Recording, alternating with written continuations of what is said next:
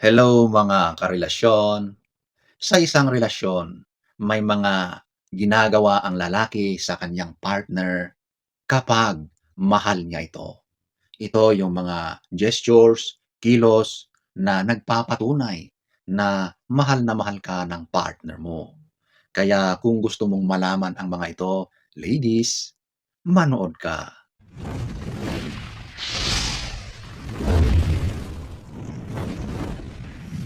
Number one, he will never insult you in public or in private. Alam niyo ang isang lalaking nagmamahal, hinding-hindi ka niya sasaktan, ipapahiya sa pamamagitan ng masasakit na pananalita tulad ng pang-iinsulto, okay? Napakabigat ng ganyang mga pananalita ng isang partner sa kanyang kabiyak. At ang lalaking nagmamahal, hindi niya kayang gawin 'yan. Masakit sa kanya kapag, nagawa niya iyon. Sabihin natin dahil sa bugso ng kanyang damdamin, nakapagsabi siya ng mga ganiyang pang-iinsulto, pagsisisihan niya 'yon. Pero kapag ganoon ang nangyari, sobrang sisi at hihingi agad 'yan ng kapatawaran kapag mahal ka ng lalaki. Kasi in the first place, hinding-hindi niya 'yan gagawin. Saan man kayo, sa public or kahit nasa bahay lang kayo, kayong dalawa lang, hinding-hindi niya masikmura na ikaw ay pagsabihan ng mga ganitong mga pang-iinsulto.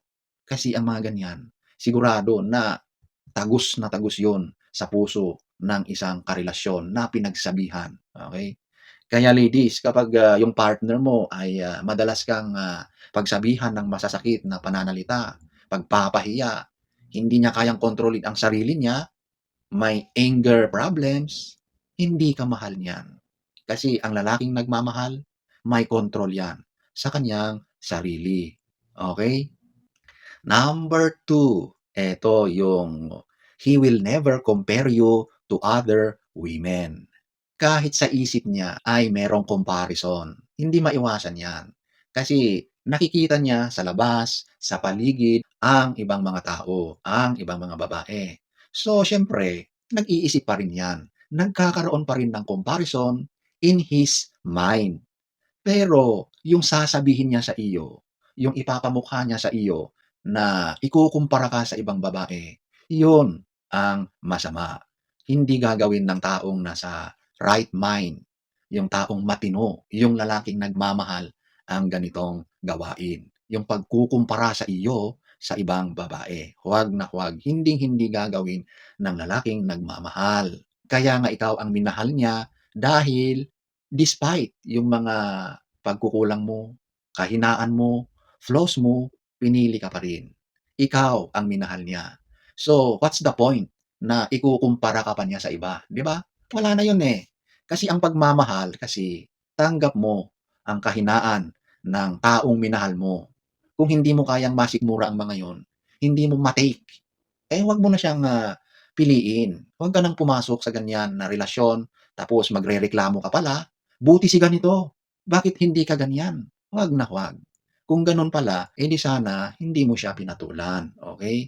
Kaya ladies, kapag napapansin mo sa partner mong lalaki na madalas kang ikinukumpara, hindi ka mahal niyan. Dahil ang lalaking nagmamahal, never siyang magrereklamo about you, comparing you to other women. Never niyang gagawin 'yan, okey? Number three, he will never make you feel unloved or unwanted. Bakit naman kasi hahantong sa gano'n, 'di ba? Kapag mahal mo ang isang tao, eh, lahat ng ginagawa mo, pananalita mo, kilos mo ay akma sa nararamdaman mong pagmamahal sa partner mo. So, kapag mahal ka ng lalaki, hindi ka makakaramdam na binabalewala ka.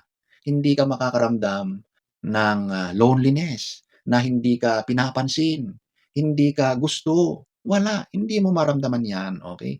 Kasi ang lalaking nagmamahal, pinaparamdam niya sa iyo na mahalaga ka, importante ka, na mahal ka niya. Sabihin natin na ang lalaki na 'yan ay, hindi talaga siya expressive, hindi siya showy sa kaniyang, nararamdaman or feeling sa iyo, okey? Sa totoo lang, ito yata ang nature ng mga boys na hindi expressive.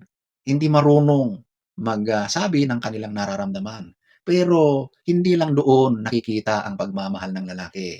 Madalas sa mga lalaki, nakikita mo 'yan sa kaniyang mga kilos, sa kaniyang ginagawa, okey? Sabihin natin na wala siyang sinasabi, hindi siya palaimik, hindi siya nagsasabi ng I love you, pero tignan mo naman kung paano siya magtrabaho, kung paano siya dumiskarte, kung paano siya nagsusumikap para sa inyong dalawa, para mas mapaganda pa ang sitwasyon ninyo bilang magkapareha. Yun na yung love language ng lalaki. Hindi sa salita, kundi sa kilos. At dito niya naipaparamdam sa iyo na mahal ka niya. So ladies, talagang nagkakaroon talaga dito ng mga konting mga misunderstandings. Kasi karamihan sa mga babae, mga emotional 'yan, mga mahilig magsalita, maglabas ng mga nararamdaman, which is opposite naman sa lalaki. Pero dapat intindihin mo na ganyan na ang mga lalaki, hindi expressive, pero doon ka na lang babawi sa kaniyang mga ginagawa. Mahal na mahal ka niyan kapag yung ginagawa niya ay para sa iyo, para sa relasyon ninyo.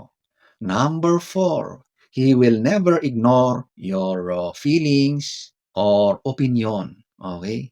So, siyempre sa isang relasyon, hindi puwede na isa lang ang nagsasalita. Hindi puwede na porket lalaki siya, siya lang ang masusunod. Siya lang ang nagbibigay, nagdidikta sa isang relasyon. Hindi puwede 'yun. Kapag gano'n, hindi 'yan relasyon, okay? Ang tunay na relasyon na nagmamahalan, ang lalaki ay marunong umintindi. Nararamdaman niya kung saan ka nanggagaling. Kapag may sinasabi ka, naglalabas ka ng saloobin mo sa kanya, nakikinig siya at naiintindihan niya yung pinanggagalingan mo. At kapag meron ka ring opinyon o gustong iambag, nirerespeto niya yun. Kapag nakikita niya na maayos, okay na okay, sasang-ayon siya.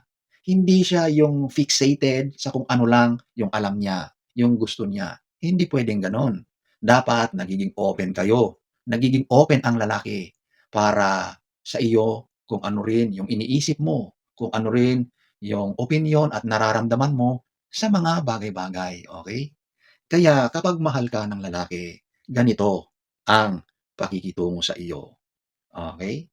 Number 5, he will never raise his hand to hurt you.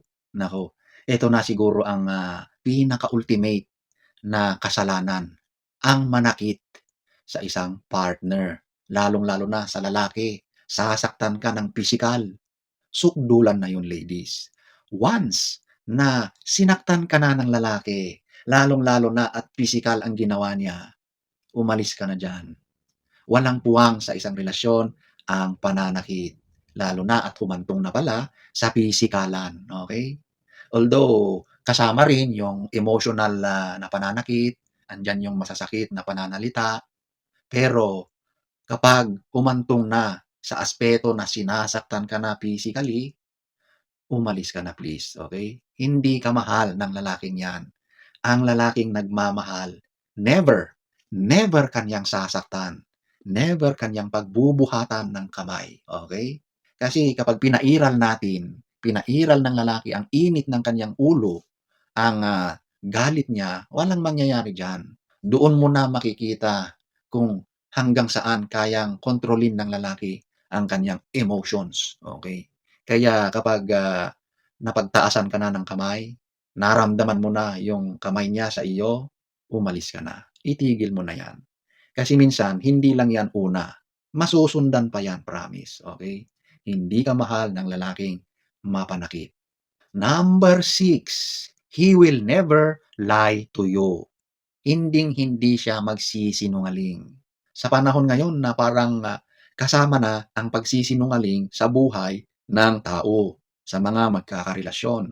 Parang na-normalize na ang pagsisinungaling sa panahon ngayon para makaiwas sa problema, sa gulo, sa relasyon na hindi maayos, ayaw mabuko, ayaw mabisto, kaya nagsisinungaling, 'di ba? Yung mga lalaki gagawin ang lahat ng kasinungalingan para mapagtakpan yung kanilang kabulastugan. Pero ang lalaking nagmamahal, hinding-hindi yan magsisinungaling. Kapag matinong lalaki yan, mahal ka ng lalaking na yan, bakit siya hahantong na magsisinungaling? Kung maayos naman yung ginagawa niya. Kasi ang pagsisinungaling, ginagawa lang yan dahil may ginawa ng kabulastugan. Kaya siya gagawa ng pagsisinungaling, okay? So, doon pa lang sa umpisa na nanloloko na, gumagawa na ng hindi akma sa relasyon, hindi ka na mahal ng lalaking yan. So how much more yung point, yung umabot na sa punto na nagsisinungaling. Ibig sabihin, meron na siyang actions na ginawa na labag sa inyong relasyon. So doon pa lang, ipinapakita na hindi ka na mahal. Kaya kapag nagsisinungaling yan, hindi ka na talaga mahal niyan, okay? 2,000 years later. So, ayan po ladies ang ilan lamang sa maraming mga ginagawa ng lalaki kapag mahal ka niya. Tunay kang minamahal. Kapag nasa isang relasyon ka or papasok ka pa lang sa isang relasyon, dapat nakikita mo na ang mga ito para hindi ka masaktan, para hindi ka magsisi, okay? So sana ay nagustuhan nyo ang ating topic for today. Next story time. Don't forget to subscribe.